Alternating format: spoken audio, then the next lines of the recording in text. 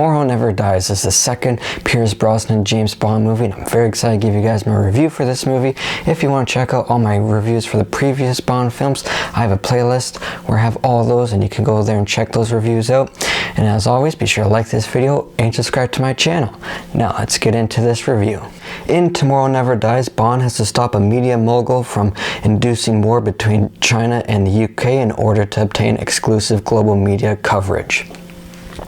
Now, when it comes to the Pierce Brosnan Bond films, I find overall people really like his first film, and his last film people don't like for the most part. And when it comes to his second and third movie, I think people are very mixed on those two movies. And when it comes to Tomorrow Never Dies, I'm on the side that would give a thumbs up. I do have quite a bit of fun with this movie. It's not as good as GoldenEye, but I think it's just a fun, average Bond film.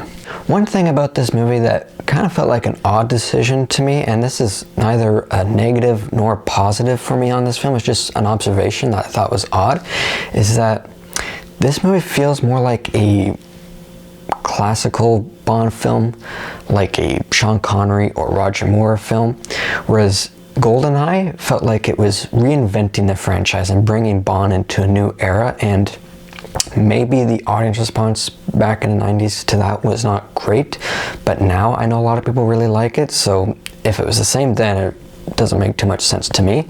But this one felt like they were going sort of back to its roots, which again didn't bother me too much. It just felt odd with GoldenEye feeling like it was reinventing the franchise, and it worked very well for me. This one I have fun with, but it felt more like a Bond film that came out of the Sean Connery era or Roger Moore era, not necessarily with the storyline with the villain, but just the feel of the movie. It's got a bit more campiness to it, and I think for some people that's going to bother them if they're a big fan of GoldenEye and like how it was sort of reinventing the franchise.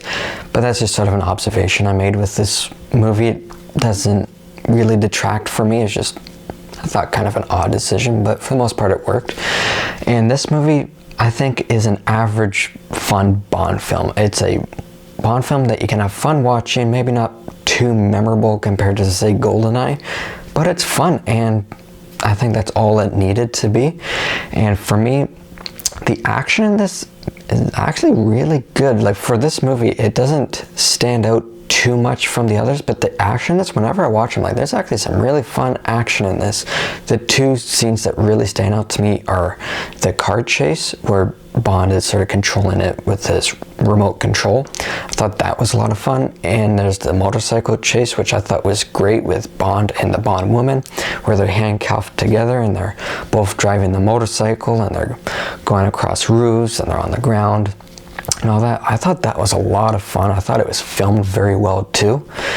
That scene I thought was a lot of fun. I'm surprised I don't hear a lot of people talking about that scene in particular, because whenever I watch it, I'm like, this feels like a classic Bond action scene, and I really like that. And I think the action in this movie is definitely one of this movie's strengths.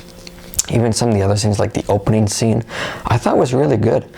And Pierce Brosnan in this is really good once again. I think he's good in all his movies. I also really like the idea of the villain in this movie, this guy who's wanting to get all the coverage for the news and is going to extreme lengths to get his objectives.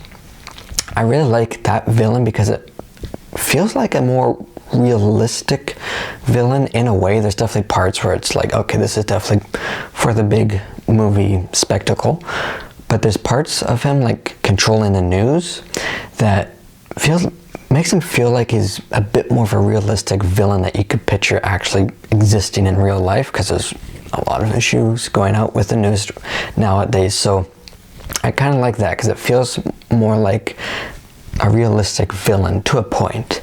But for me, the villain, well, the idea of the villain I think is really good. The villain himself is kind of forgettable, and I think Jonathan Pryce, the actor who plays the villain, is doing a good job.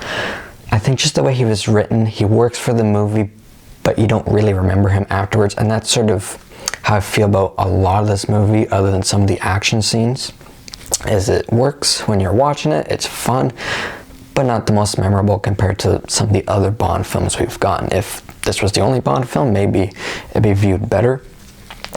but because we got a bunch, it's a little bit lower down. But yeah, like I said, I think the idea for the villain is very good. I think it's more realistic than some of the other Bond villains we've gotten. Just the execution on the villain, the way he was written, is just sort of, I don't know, kind of flat, but the performance, I think Jonathan Pryce is doing what he can with the role. And there's other parts of this movie that make it feel more like a Bond film that would come out of, say, like the Sean Connery era or Roger Moore era. Like the henchman in this is a very generic henchman. You don't really remember him. Definitely in the final act when he's fighting with Bond, the performance the actor was giving started to become a bit more over the top.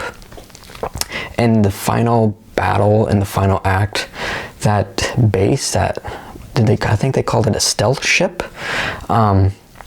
It kind of reminded me of some of the sets from The Spy Who Loved Me. I don't know if that was intentional or not, or just me, but just watching it just kind of reminded me of The Spy Who Loved Me. Some of the sets just looked similar to me, so it just made it feel more like a Roger Moore film, which if other people feel that way, they may have a problem with that because this is not Roger Moore's era anymore. But for me, it worked for the most part. The final act is a bit more forgettable. A fair amount of this movie may not be the most memorable, but the final act was more forgettable than the first two acts, I think. It sort of got more run-of-the-mill in the third act. As well as the Bond woman in this, played by Michelle Yeoh, she's fine. She's sort of like the villain, where I think the idea of her is good, but the execution was just sort of not as good as it could have been.